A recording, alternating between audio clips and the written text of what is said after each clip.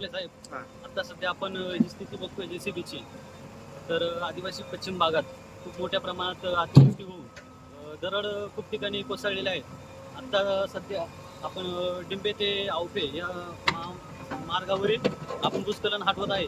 त्याच पद्धतीत आंबडे असो किंवा जांभळेवाडी असो किंवा आवफे असो, बऱ्याच ठिकाणी भूस्खलन झालेले आहे. ही माहिती आपण तुर्तास पूजन ऑफिसला दिलेली आहे. तरी त्यांनी संपर्क साधल्यानंतर सांगितलं की प्रांत मॅडमशी त्यांचं संपर्क झालेला आहे.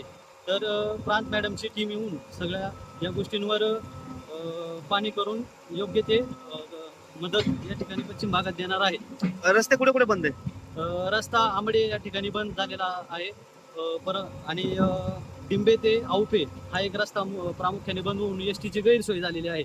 एसटी इथं समोर एसटी दिसते, आता हे कुठून आली?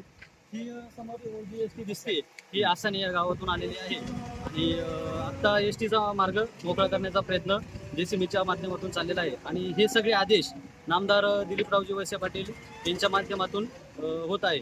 आणि आता पुढे आपण एक दरड बघू, ती पण साफ करून एसटीचा मार्ग आता पूर्ण रस्ता बंद झालाय ना?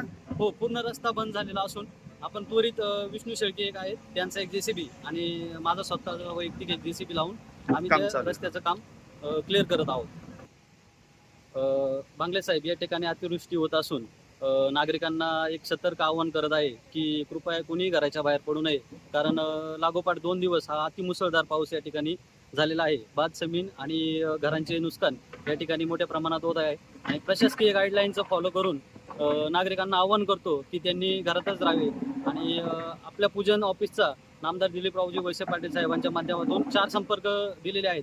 समीर वेंगडे, विजय थोरात आणि प्रकाश रावजी गोलप आणि संजय गावरी उपसभापती साहेब यांचे सगळ्यांचे नंबर या ठिकाणी दिलेले आहेत. तरी कोणाला अडचण असल्यास त्यांना त्वरित कॉन्टॅक्ट करावा.